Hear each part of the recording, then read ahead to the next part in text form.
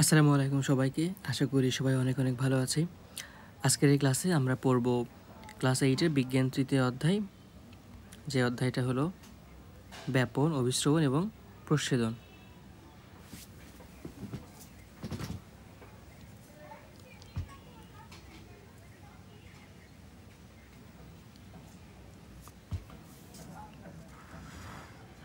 So এই অধ্যায়টা সবথেকে ছোট একটা অধ্যায় এবং সবথেকে সহজ একটা অধ্যায় বলা যেতে পারে। আমরা এই অধ্যায়ে 3টা টপিক পাবো: ব্যাপন, অভিস্রবণ এবং প্রচ্ছেদন। আমরা 3টা আলাদা আলাদাভাবে একটু বোঝার ট্রাই করি। যে ধরো হচ্ছে ব্যাপন, আমরা এই শব্দগুলোর সাথে অলরেডি কিন্তু পরিচিত। দেন হচ্ছে অভিস্রবণ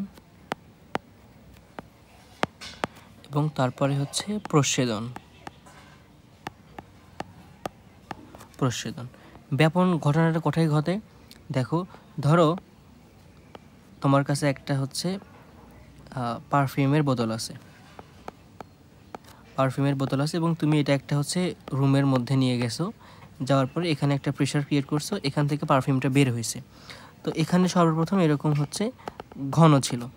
তো তারপরে কি হলো, সেই পারফিউমটা পুরো রুমে আস্তে আস্তে ভাবে কোনায় কোনায় কিন্তু ছড়িয়ে পড়লো, অর্থাৎ গন্ধটা পুরো রুম জুড়ে হয়ে গেল। তো এই যে গন্ধটা পুরো রুম জুড়ে হয়ে গেল, যেটা শুধুমাত্র একটা জায়গায় এখানে শুধুমাত্র এখানে ঘন করেছিল, সেটা এখন পুরো রুমে গন্ধটা কিন্তু ছড়িয়ে গিয়েছে। তো যদি এরকম গন্ধটা ছড়িয়ে গিয়ে থাকে, তাহলে এই যে ঘটনাটা ঘটলো যে আমাদের এই জায়গাতে ছিল হচ্ছে ঘন বেশি, এবং তারপরে যে জায়গাগুলো তো ফাঁকা ছিল, অর্থাৎ ফাঁকা বা কম ঘন যে জায়গাগুলো ছিল, সেগুলোতে হচ্ছে এই যে আমার পদার্থ যেটা ছিল সেটা ছড়িয়ে পড়লো। আবার ধরো আরেকটা ঘটনা হতে পারে যে তুমি কোনো একটা পাত্রের মধ্যে, এর মধ্যে পানি আছে। আমি যদি এখানে কালারটি ইউজ করি, ধরো এর মধ্যে হচ্ছে পানি আছে। তুমি এর মধ্যে পানিটার মধ্যে একটা ফোঁটা হচ্ছে তোমার এর মধ্যে হচ্ছে তুতিয়ে দিলা বা নীল, যেটা আর কি আমরা সাদা কাপড়ে ইউজ করি যেটা।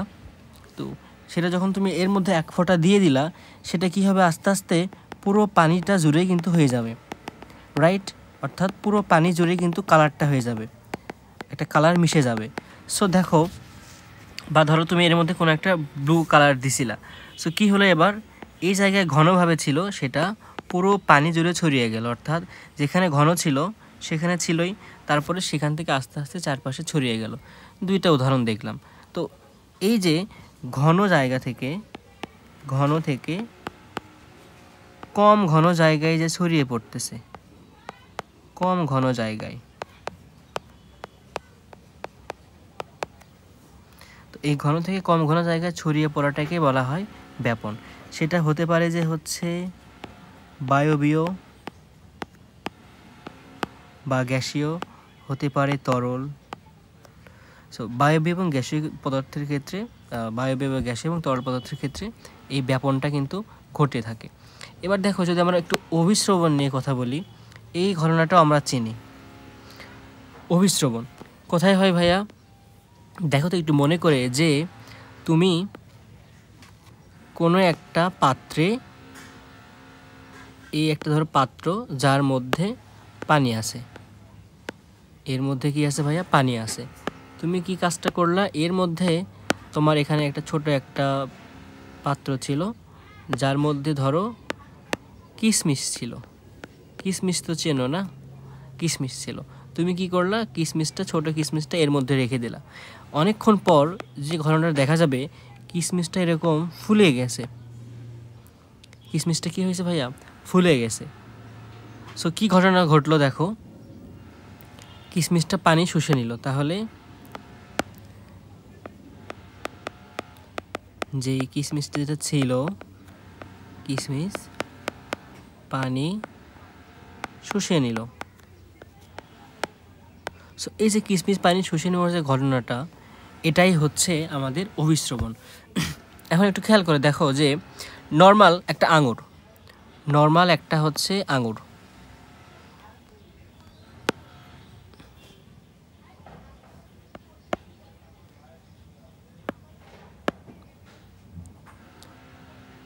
ধরো হচ্ছে যে আমাদের নর্মাল একটা আঙুর, এটা এর মধ্যে কি কি আছে, এর মধ্যে চিনি আছে, সো সুগার যেটা আর কি, এর মধ্যে চিনি আছে, যেহেতু আঙুর বলছে আমরা, এর মধ্যে হচ্ছে যে ভাইয়া পানিও আছে, এর মধ্যে পানিও আছে অ্যান্ড হচ্ছে কি আছে ভাইয়া, চিনিও আছে এবং অন্যান্য উপাদানগুলোও আছে। ওকে, অন্যান্য উপাদানগুলোও আছে। এবার কি ঘটলো, এখান থেকে আঙুরের মাঝখান থেকে আমরা পানিগুলোকে বের করে দিব, যে এবার আঙুরটা পানি যখন এখান থেকে পানিগুলো বের করে দিচ্ছে, আমরা পানি যখন বের করে দিচ্ছি, পানি আমরা এভাবে বের করে দিলাম। সো তার মধ্যে তাহলে পানি যদি বের করে দেই, এখন আঙুরের মধ্যে কি থাকে, শুধুমাত্র আঙুরের মধ্যে শুধুমাত্র থাকে হচ্ছে সুগার এবং অন্যান্য যে কঠিন পদার্থ টাইপের যেগুলো আছে সেগুলো থাকে। এবং এটা যদি আরও আমরা শুকাই, সো আস্তে আস্তে সেটা কি হয়ে যাবে, আমরা যে বলছিলাম কিশমিশে রূপান্তরিত হয়ে যাবে। সো এটা ধরো হচ্ছে সেই কিশমিশটা। তাহলে দেখো এখানে ঘটনাটা কি ঘটতেছে, 1 নাম্বার যে চিত্রটাতে এর মধ্যে পানি আছে, এর মধ্যে চিনি আছে, রাইট, অ্যান্ড এটা হচ্ছে 2 নাম্বার চিত্র এবং ফাইনালি 3 নাম্বার চিত্র। 3 নাম্বার চিত্রে কিশমিশের মধ্যে শুধুমাত্র চিনি আছে, কোনো পানি নাই। আচ্ছা বলো কোনটা ঘন বেশি? ধরো কোনো একটা পাত্রের মধ্যে শুধুমাত্র পানি আছে, এর পাত্রের মধ্যে পানি আছে, এবং আরেকটা পাত্র ওর মধ্যে শুধুমাত্র চিনি আছে, এর মধ্যে শুধুমাত্র চিনি আছে। বলো ঘন কোনটা বেশি? পানি তো এখানে হচ্ছে হালকা, বাট এই যে যেখানে চিনি আছে, চিনিটা ঘন বেশি, এটা বেশি ঘন, আর এটা হচ্ছে আমরা ধরলাম পাতলা। পাতলা মানে কি হালকা, ঘন নয় আর কি যেটা সেটা। সো তাহলে দেখো কিশমিশের মধ্যে যখন পানি আর চিনি ছিল, সেটার যে দ্রবণটা, সেটার থেকে শুধুমাত্র চিনির দ্রবণটা ঘন বেশি না, রাইট? তাই তো হওয়ার কথা। এটা হচ্ছে কি পাতলা। তাহলে দেখো কিশমিশটা ঘন নাকি আঙ্গুরটা ঘন? কিশমিশটা ঘন, কারণ কি এর মধ্যে কোনো পানি নাই, শুধুমাত্র চিনি আছে, চিনিগুলো পরস্পরের সাথে লেগে আছে, ঘনভাবে আছে। সো তাহলে কিশমিশটা কি তাহলে ঘন। এবার যে ঘটনাটা আমরা উপরে যেটা ঘটালাম, যে কিশমিশ এখানে এটা ছিল হচ্ছে ঘন, আর তারপরে যখন কিশমিশটা পানির মধ্যে দিলাম, পানির মধ্যে নেওয়ার পরে এখানে পানি হলো এবং হচ্ছে চিনি হলো। আগে শুধুমাত্র ছিল চিনি, তো এবার বলো পানি আর চিনি পানি যুক্ত হওয়ার পরে সেটা কি হয়ে গেল, হালকা হয়ে গেল, হালকা হয়ে গেল। দেখো অভিস্রবণ বিষয়টা আসলে কি, যে অভিস্রবণ বিষয়টা হচ্ছে যে আমাদের ভাইয়া এই যে ঘন থেকে যে হালকার দিকে, ধরো কিশমিশের মধ্যে এটা ছিল হচ্ছে কিশমিশ, এ ছিল হচ্ছে ঘন, আর এ হচ্ছে পানি বাহিরে যেটা ছিল, এই পানিটা কিশমিশের মধ্যে প্রবেশ করলো, পানিটা ছিল হচ্ছে হালকা, হালকা। তার মানে হালকা থেকে ঘনের দিকে যে প্রবাহটা বা শুষে নেওয়ার যে প্রবণতাটা, সেটাকে বলা হয় অভিস্রবণ। ব্যাপনের ক্ষেত্রে ছিল উল্টা, যে যেখানে ঘন বেশি সেখান থেকে গন্ধটা ছড়িয়ে যাবে চারিদিকে, সেটাকে বলা হয় ব্যাপন। আর অভিস্রবণের ক্ষেত্রে কি ঘটলো, যে যেটা ঘন ছিল, চিনিটা পানি শুষে নেওয়ার কারণে আঙুরটা ফুলে উঠলো বা কিশমিশটা ফুলে উঠলো, তার মানে হালকা পানি ঘনর দিকে আকর্ষিত হলো। সো অভিস্রবণের ক্ষেত্রে কি হলো, হালকা থেকে ঘন।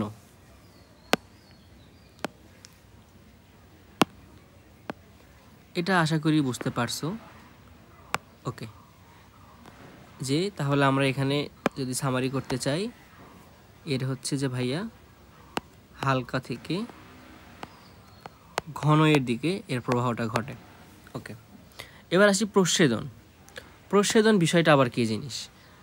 তো এটা আমাদের খুবই সহজ, যে ধরো এটা কোনো একটা হচ্ছে উদ্ভিদ, যে উদ্ভিদের এটা হচ্ছে একটা পাতা, এটা হচ্ছে উদ্ভিদের একটা পাতা।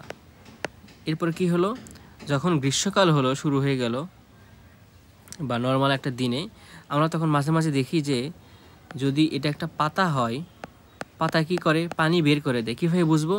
ধরো তুমি এবার এই পাতার উপরে কোনো একটা পলিথিন দিয়ে এটাকে বেঁধে রাখলাম, রাখার পরে তুমি যে ঘটনাটা দেখবা, ধরো তুমি একে হচ্ছে 1 ঘন্টা বা 2 ঘন্টা এটা ধরো হচ্ছে রোদে ছিল,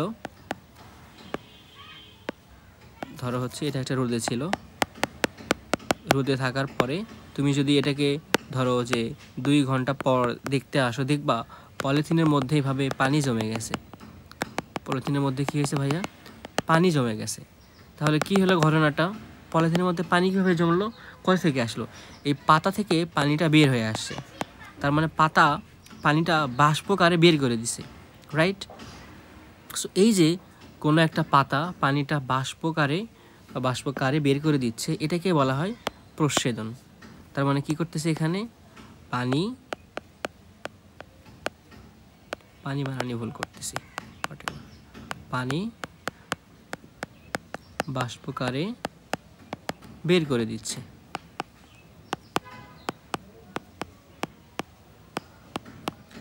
এই ঘটনাটাকে বলে হচ্ছে প্রস্বেদন। তাহলে দেখো আমরা 3টা টপিকই বুঝলাম। প্রথম হচ্ছে ব্যাপন, যে কোনো একটা সেন্ট ছিল যেটা পুরো ঘর জুড়ে ছড়িয়ে গেল, সেটা হচ্ছে ব্যাপন। এরপরে হচ্ছে অভিস্রবণ, যেটা কিসমিস পানি শুষে নেওয়ার ঘটনাকে বলা হয় অভিস্রবণ। আর প্রস্বেদন হচ্ছে এই যে পাতা যেটা পানিটা বের করে দিচ্ছে। এখন আমাদের বায়োলজিতে এটা কেন দরকার, তাই না? এটা আমাদের প্রশ্ন হওয়াটাই স্বাভাবিক। ধরো আমরা এখন একটু প্র্যাকটিক্যাল লাইফে চলে আসি।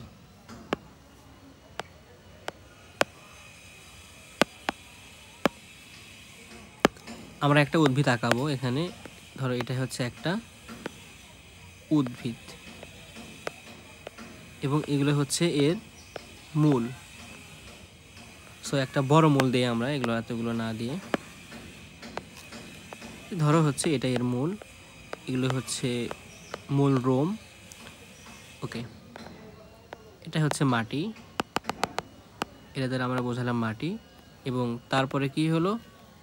এগুলো হচ্ছে পাতা, এবং এখানে আমরা একটা সিঙ্গেল একটা পাতা দেখাচ্ছি, যে সবগুলো পাতার প্রতীক হিসেবে এই পাতাটা ব্যবহার করা হবে। ওকে, এখন মাটির মধ্যে এগুলোতে কি আছে ভাইয়া? পানি আছে, তারপর খনিজ উপাদানগুলো আছে, এগুলো ধরো হচ্ছে পানি, এগুলো কি? পানি। ওকে, এগুলো হচ্ছে পানি। ওকে, পানি। তো যদি আমরা জাস্ট মূল রোমকে এখানে চিন্তা করি, তাহলে কি হয় দেখো, যে মূল রোমের ক্ষেত্রে বা মূলের ক্ষেত্রে যে ঘটনাটা ঘটে, আমাদের এটা হচ্ছে মূল, এগুলো হচ্ছে মূল রোম, আর এর আশেপাশে হচ্ছে এগুলো পানি জড়ো হয়ে, আশেপাশে হচ্ছে এগুলোতে পানি আছে। এখন দেখো যে উদ্ভিদ যেটা কাঠ, আর উদ্ভিদ পুরোটা একটা কাঠ। সো এই কাঠ, ধরো এটা একটা ঘন একটা কাঠ, এটা হচ্ছে ঘন একটা কাঠ, এবং এর আশেপাশে পানি আছে, আশেপাশে পানি আছে। তো যদি এই ঘন কাঠটা এই পানিটা শুষে নেয়, তাহলে ঘটনাটা কিসমিসের মতো হচ্ছে না? সো ঘন যে কাঠটা ছিল, এই কাঠ যদি পানি শুষে নেয়, কাঠ যদি ভাইয়া পানি শুষে নেয়, তাহলে কিসমিসের মতোই ঘটনাটা ঘটতেছে। সো কিসমিসের মতো ঘটনা বলতে আমরা বুঝি হচ্ছে অভিস্রবণ। সো উদ্ভিদ এই যে মাটি থেকে পানিটা যে শুষে নিচ্ছে, এই শুষে নেওয়ার যে ঘটনাটা, এটাই মেইনলি এখানে হচ্ছে অভিস্রবণ। এটাই কি এখানে অভিস্রবণ? তাহলে বলো অভিস্রবণ কোথায় ঘটে?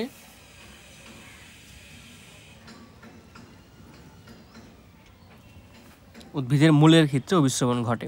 এগুলো হচ্ছে এই মূল রোমের মধ্যে দিয়ে পানিগুলো শুষে নেয়, শুষে নিয়ে এই জায়গাতে এসে পানিগুলো ছেড়ে দেয়। কোথায় দিল পানি এবার? পানি এবার মূলের মধ্যে এখানে ছেড়ে দিল। ওকে, ধরো মূল পর্যন্ত পানি হয়ে গেল। এখন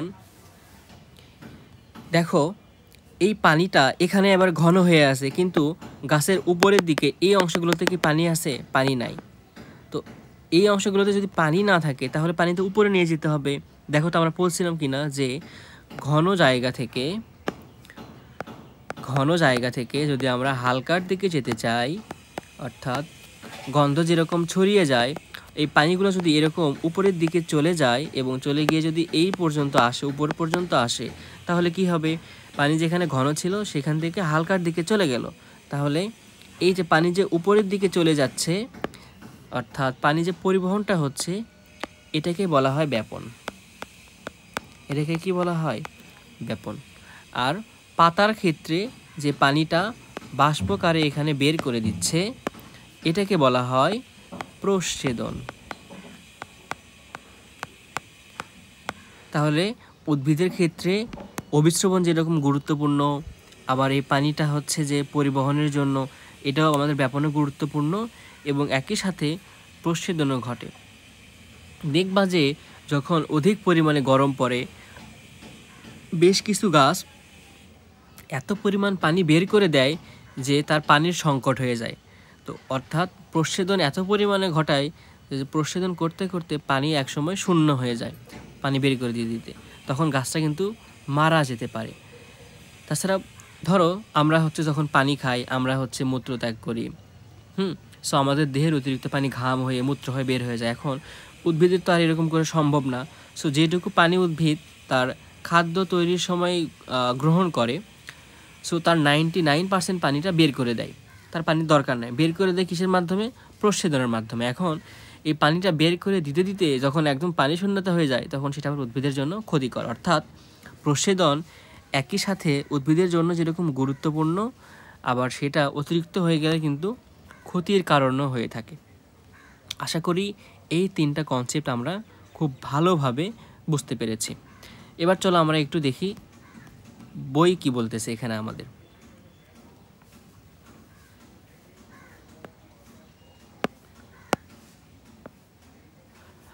আমরা জানি সব পদার্থই কতগুলো ক্ষুদ্র ক্ষুদ্র অণু দিয়ে তৈরি। ওকে, এই অণুগুলো সবসময় গতিশীল বা চলমান অবস্থায় থাকে।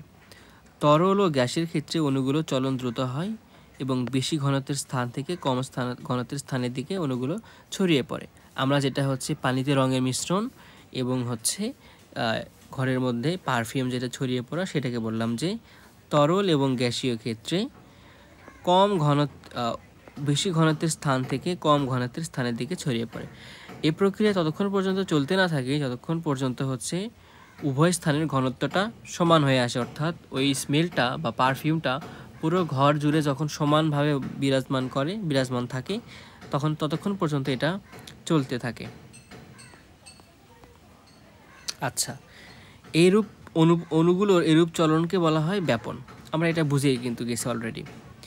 ব্যাপনকারী পদার্থ অণু পরমাণুগুলোর গতিশক্তির প্রভাবে এক প্রকার চাপ সৃষ্টি হয়, যার ফলে অধিক ঘনত্বযুক্ত স্থান থেকে কম ঘনত্বযুক্ত স্থানে অণুগুলো ছড়িয়ে পড়ে। এই প্রকার চাপকে ব্যাপন চাপ বলে। অর্থাৎ যে প্রকার চাপের ফলে ব্যাপন ঘটে তাকে বলা হয় ব্যাপন চাপ। অর্থাৎ এই যে এখানে বেশি ঘনত্ব হয়ে আছে, উপরে কম ঘনত্ব, এখানে বেশি ঘনত্বের পানিটা চাপ সৃষ্টি করবে। এই যে চাপ সৃষ্টি করতেছে এটাকে বলা হয় ব্যাপন চাপ। কোনো পদার্থের অণুগুলোর ব্যাপন ততক্ষণ চলতে থাকে যতক্ষণ না উক্ত পদার্থের অণুগুলোর ঘনত্ব সর্বত্র সমান হয়। অণুগুলোর ঘনত্ব সমান হওয়া মাত্রই ব্যাপন বন্ধ হয়ে যায়। এটা আমরা অলরেডি বুঝে গেছি। সো ব্যাপন কি তা কয়েকটি পরীক্ষার মাধ্যমে সহজে বোঝা যায়। পরীক্ষালব্ধ তথ্যের ভিত্তিতে আলোচনা করে ব্যাপন সম্বন্ধে বাস্তব জ্ঞান পাওয়া যায়। নিচে এগুলো কয়েকটা আলোচনা করা হলো। এখানে দেখো যে ঘরে একটা সেন্ট অথবা আতর ছড়ালে বা ধূপ জ্বালালে সমস্ত ঘর জুড়ে তার সুবাস ছড়িয়ে পড়ে। আমরা এই উদাহরণটা কিন্তু অলরেডি দিয়েও ফেলেছি যে এখানে সেন্টের ঘটনা ঘটেছে ছেলেটা। এবং হচ্ছে পানিতে তুতের ব্যবহার, এটাও কিন্তু দেখো আমরা অলরেডি শিখে ফেলেছি। এখন উদ্ভিদের ক্ষেত্রে কীভাবে এটা গুরুত্বপূর্ণ সেটা কিন্তু আমরা পড়েছি যে পানিটা সরবরাহ করার জন্য, শুধু পানি না, খাদ্য সরবরাহ করার জন্য হচ্ছে আমাদের ব্যাপনটা হতে হয়। আচ্ছা দেখো ব্যাপনের গুরুত্ব, তোমরা এই ব্যাপনের গুরুত্বটা পরীক্ষার খাতায় পয়েন্ট আকারে লিখবা। জীবের বিভিন্ন শারীরবৃত্তীয় কাজে ব্যাপন প্রক্রিয়া ঘটে। যেমন উদ্ভিদ সালোক সংশ্লেষণের সময় বাতাসে কার্বন ডাইঅক্সাইড গ্রহণ করে এবং অক্সিজেন ত্যাগ করে। এই অত্যাবশ্যক কাজ ব্যাপন দ্বারাই সম্ভব হয়। তার মানে কোনটা? কার্বন ডাইঅক্সাইড গ্রহণ এবং অক্সিজেন ত্যাগ। ধরো হচ্ছে যে আমরা ধরো এটা আমরা মানুষ, আমরা যখন শ্বাস গ্রহণ করি তখন অক্সিজেন নেই, আর যখন নিঃশ্বাসটা ত্যাগ করি তখন কার্বন ডাইঅক্সাইড ত্যাগ করি। সো এটা উদ্ভিদের ক্ষেত্রেও সেম, শ্বসনের ক্ষেত্রে শ্বসনের ক্ষেত্রে সেম ঘটনাটাই ঘটে। সো কি হয়, আমাদের শরীরে কার্বন ডাইঅক্সাইড বেশি উৎপন্ন হয়, সো যার কারণে আমরা এটা পরবর্তীতে ত্যাগ করি। এই ত্যাগ করাটা ব্যাপন প্রক্রিয়ার মাধ্যমে হয়। তোমার রক্তে যখন কার্বন ডাইঅক্সাইড বেশি থাকে, সেটা ব্যাপন প্রক্রিয়ায় ফুসফুসে আসে, ফুসফুস থেকে পরে আমরা বের করে দিই। ফুসফুসে যদি দেখো যে ধরো এটা হচ্ছে ফুসফুস, এখানে কার্বন ডাইঅক্সাইড বেশি, আর এটা হচ্ছে বাতাস, এগুলো হচ্ছে বাতাস, বাতাসে কার্বন ডাইঅক্সাইড কম, এই জন্য আমরা এটা এখানে পাস করে দিই। আবার বাতাসে অক্সিজেন বেশি, ফুসফুসে অক্সিজেন কম, এই জন্য আমরা এটা আবার ব্যাপন প্রক্রিয়ায় নিতে পারি। বা এখান থেকে আবার রক্তের ক্ষেত্রেও তাই, যে রক্তে কার্বন ডাইঅক্সাইড বেশি, আমরা সেটা ফুসফুসে পার করে দিই, আবার ফুসফুসে অক্সিজেন বেশি, সেটা আমরা রক্তে নিয়ে আসি। তো এইভাবে কিন্তু আমাদের ব্যাপনটা গুরুত্বপূর্ণ, মানব জীবনেও যেরকম গুরুত্বপূর্ণ, উদ্ভিদের ক্ষেত্রেও একই রকম করে গুরুত্বপূর্ণ। এখন বলতে পারো যে ভাইয়া উদ্ভিদের ক্ষেত্রে কীভাবে গুরুত্বপূর্ণ? সো আমরা বললাম যে উদ্ভিদ যখন খাদ্য তৈরি করে, তার পাতায় যখন খাদ্য তৈরি করে, তখন কার্বন ডাইঅক্সাইড গ্রহণ করে, আর অক্সিজেনটা হচ্ছে কি করে দেয়, ত্যাগ করে দেয়। সো এই যে গ্রহণ ত্যাগ, এটা এখানে ঘটনাটা মেইনলি ঘটে হচ্ছে এই ব্যাপন চাপ সৃষ্টি হওয়ার ফলে, যে পাতায় বা খাদ্য তৈরির সময় কার্বন ডাইঅক্সাইড দরকার পড়ে, যার কারণে আমরা বাতাস থেকে, মানে উদ্ভিদ বাতাস থেকে কার্বন ডাইঅক্সাইডটা গ্রহণ করে, আর অক্সিজেনটা হচ্ছে ত্যাগ করে।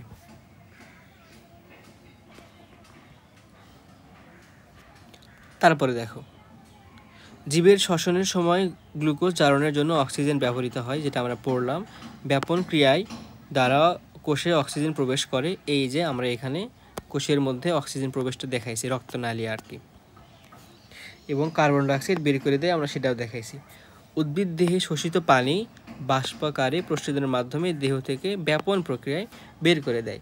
প্রাণী দেহে শ্বসনের সময় অক্সিজেন ও কার্বন ডাইঅক্সাইড আদান প্রদান, তাহলে হচ্ছে এটা আদান প্রদান, রক্ত থেকে পুষ্টি উপাদান, অক্সিজেন সমূহ লসিকায় বহন এবং লসিকা থেকে কোষে পরিবহনে ব্যাপন গুরুত্বপূর্ণ ভূমিকা রাখে। এখন আমরা এখানে আরও কয়েকটা টার্ম পাইলাম, যে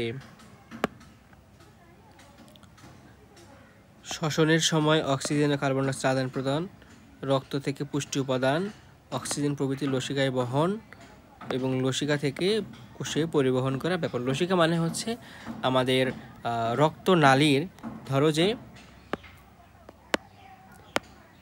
এটা হচ্ছে রক্তনালী এবং এর আশেপাশে হলুদ রঙের মতো কিছু লসিকা থাকে বা তরল পদার্থ থাকে, যেগুলোকে আমরা বলি হচ্ছে লসিকা।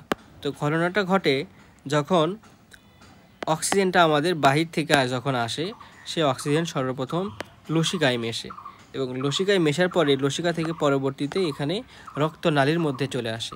তাহলে কি বুঝতে পারলা যে অক্সিজেন পরিবহনটা কিভাবে ঘটে এখানে আমাদের? আশা করি বুঝতে পেরেছ।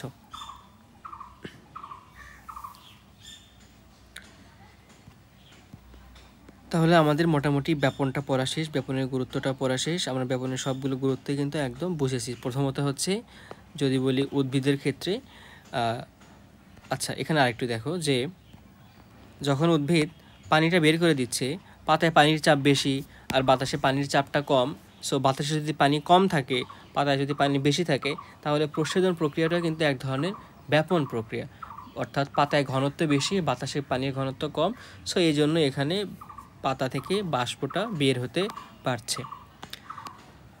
সো তাহলে আমরা এখানে ব্যাপনের প্রথমে পাইলাম হচ্ছে যে উদ্ভিদের ক্ষেত্রে, উদ্ভিদের শ্বসনের ক্ষেত্রে কার্বন ডাইঅক্সাইড গ্রহণ, মানে সালোকসংশ্লেষণের সময় কার্বন ডাইঅক্সাইড গ্রহণ, অক্সিজেন ত্যাগ। এরপরে 2 নম্বরে আমরা যেটা পাইলাম যে উদ্ভিদের যখন, উদ্ভিদ বা প্রাণীর যখন শ্বাস প্রশ্বাস ঘটে, তখন প্রাণীর ক্ষেত্রে কার্বন ডাইঅক্সাইড ত্যাগ, অক্সিজেন গ্রহণ। এরপরে 3 নম্বরে উদ্ভিদের যখন প্রস্বেদন হয়, পানি সরবরাহের ক্ষেত্রে ব্যাপনটা ঘটে। 4 নম্বর উদ্ভিদের ক্ষেত্রে জাইলেম ফ্লোয়েম হচ্ছে পানিটা মূল থেকে পাতা পর্যন্ত পৌঁছানোর কাজ করে হচ্ছে ব্যাপন। 5 নাম্বার আমরা যখন অক্সিজেনটা গ্রহণ করি, অক্সিজেন রক্ত থেকে পুষ্টি উপাদান, অক্সিজেন প্রভৃতি হচ্ছে রক্তে পুষ্টি উপাদান সরবরাহ করে ব্যাপনের মাধ্যমে। 6 নাম্বার দিতে পারবে হচ্ছে অক্সিজেন প্রভৃতি পুষ্টি উপাদান, অক্সিজেন প্রভৃতি হচ্ছে লসিকায় বহন, আর পরে লসিকা থেকে কোষে বহন করে কে? ব্যাপন প্রক্রিয়ার মাধ্যমে। তাহলে 6টা কিন্তু আমরা এখানে পারছি। ওকে, এবার আমরা আসি হচ্ছে অভিস্রবণ নিয়ে। তো অভিস্রবণ নিয়ে আমরা হালকা পাতলা এখানে অলরেডি আলোচনা করেই ফেলেছি কম বেশি। আমরা এবার একটু ডিপ আলোচনা করব।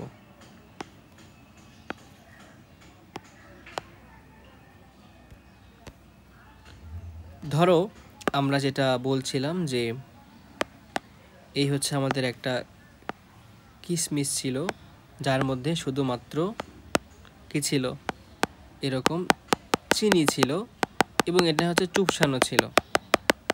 আর যখন পূর্ণাঙ্গ একটা কিশমিশটা পানি গ্রহণ করে আঙুর হয়ে যাচ্ছে, আঙুর যখন হয়ে যাচ্ছে, এর মধ্যে পানি আছে,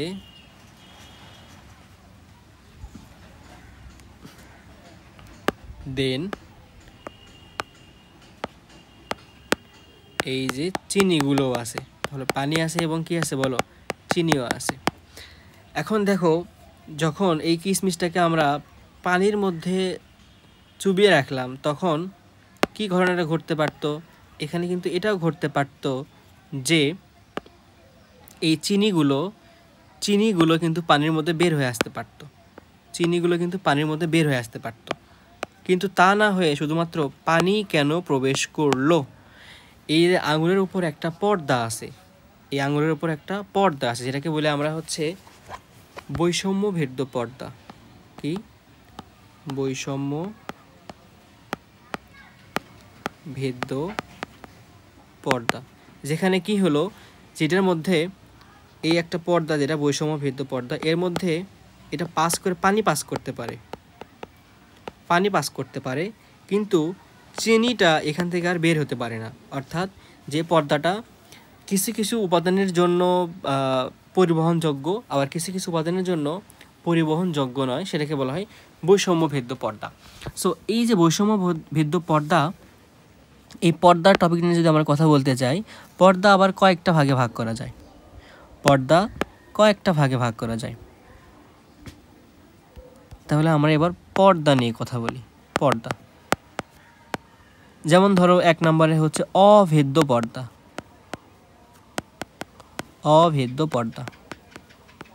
যেমন ধরো হচ্ছে পলিথিন। সো তুমি যদি পলিথিনের মধ্যে চিনি রাখো আর পানি রাখো, ওই পানিটা কিন্তু পলিথিন ভেদ করতে পারে না। আবার হচ্ছে ভেদ্য পর্দা, এমন কিছু পর্দা যেটার মধ্যে পানি চিনি উভয়ই ভেদ করতে পারে। আর 3 নাম্বারটা যেটা, সেটা হচ্ছে বৈষম্য ভেদ্য পর্দা, যেটা কাউকে ঢুকতে দিবে আবার কিছুকে ঢুকতে দিবে না। সো সেটাকে বলা হয়, অর্থাৎ বৈষম্য করতেছে, যে পানিকে ঢুকতে দিচ্ছে কিন্তু চিনিকে আবার ঢুকতে দিচ্ছে না বা বের হতে দিচ্ছে না, এই জন্য এটাকে বলা হয় দুইটার মধ্যে বৈষম্য করতেছে, এই জন্য এটাকে বলা হয় বৈষম্য ভেদ্য পর্দা। আশা করি পর্দার কনসেপ্টটা আমাদের ক্লিয়ার। এখানেও দেখো সেগুলো বলা আছে যে অভেদ্য পর্দা, যে পর্দা দিয়ে, আচ্ছা দ্রাবক আর হচ্ছে দ্রাবক হচ্ছে যে, দ্রব আগে চিনি, ধ্রুবটা হচ্ছে চিনি, আর শরবতের মধ্যে দ্রাবকটা হচ্ছে পানি, যে চিনিকে গলিয়ে দেয়।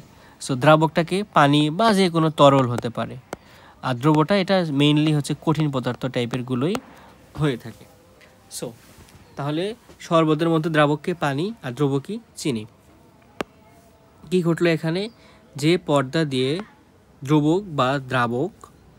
দ্রব উভয় প্রকার পদার্থের চলাচল করতে পারে না, তাকে বলা হয় অভেদ্য। যেমন পলিথিন, কিউটিন যুক্ত কোষ প্রাচীর, কিউটিন মানে হচ্ছে মোমের আবরণ, যেমন হচ্ছে আমাদের কচুর পাতার ওপর যখন হচ্ছে পানি পড়ে তখন কিন্তু পানিটা পড়ে যায়, অর্থাৎ কচুর পাতার উপর পানিটা আটকে থাকে না।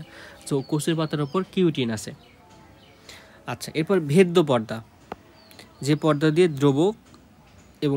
দ্রব দুইটাই উভয়ই সহজে চলাচল করতে পারে, এটাকে বলা হয় ভেদ্য পর্দা। যেমন কোষ প্রাচীর, অর্থাৎ আমাদের উদ্ভিদের যে কোষ প্রাচীরটা আছে, এর মধ্যে দিয়ে একই সাথে পানি যেরকম যাতায়াত করতে পারে, আবার কঠিন যে পদার্থ যেগুলো আছে, যেটা কোষ থেকে বের হতে হয় আবার প্রবেশ করতে হয়, সেগুলোও কিন্তু যাতায়াত করতে পারে, এই জন্য কোষ প্রাচীরকে বলা হয় ভেদ্য পর্দা। আর অর্ধভেদ্য বা বৈষম্যভেদ্য পর্দা যেটা, সেটা আমাদের অভিস্রবণের ক্ষেত্রে গুরুত্বপূর্ণ ভূমিকা রাখে। যেমন যে পর্দা দিয়ে কেবল দ্রবণের দ্রাবক অণু, যেমন হচ্ছে পানি, দ্রাবক বলতে আমরা একটু আগে কি বুঝলাম, পানি চলাচল করতে পারে, কিন্তু দ্রব অণু চলাচল করতে পারে না, তাকে অভেদ্য পর্দা বলে। যেমন হচ্ছে কোষ পর্দা, ডিমের খোসার ভেতরের পর্দা, মাছের পটকার পর্দা, জীবজন্তুর পিত্তথলির পর্দা। এই কয়টা একটু মুখস্থ করতে হবে, এই কয়টা উদাহরণ একটু মুখস্থ করতে হবে। সো আমরা একটা পরীক্ষা করছিলাম, পরীক্ষাটা হচ্ছে শুকনা কিশমিশ দিয়ে পানির মধ্যে দেওয়ার পরে সেগুলো হচ্ছে স্ফীত হয়ে যায়। দেখো এখানে একটা উদাহরণ দেয়া আছে, আমরা উদাহরণটা খুব সহজেই বুঝতে পারবো। যে ধরো আমাদের এই একটা পাত্র যার মধ্যে দুইটা লেয়ার করা আছে, ওকে, যে দুইটা লেয়ার করছি আমরা, একটাতে আমরা দিছি হচ্ছে যে হালকা দ্রবণ, ধরো এর মধ্যে দিছি আমরা হচ্ছে হালকা দ্রবণ, এবং আরেকটাতে আমরা দিলাম হচ্ছে ঘন দ্রবণ, ঘন দ্রবণ। তাহলে আমরা একটু লিখি, এটা হচ্ছে হালকা, এটা হচ্ছে ঘন। তো অভিস্রবণের ক্ষেত্রে কি হয়, অভিস্রবণের ক্ষেত্রে হালকা থেকে ঘনের দিকে যায়, অর্থাৎ এখান থেকে এখানে যাবে। সো এই যে হালকা থেকে ঘনের দিকে যাচ্ছে সেটা হচ্ছে দ্রাবক অণু যাচ্ছে, এটাকেই বলা হয় হচ্ছে বৈষম্যভেদ্য পর্দা বা অর্ধভেদ্য পর্দা, যেটা কিশমিশের মধ্যে আছে, উদ্ভিদের কোষ পর্দায় আছে, ডিমের খোসায় আছে, আরও বেশ কিছু জায়গায় আমরা পেতে পারি।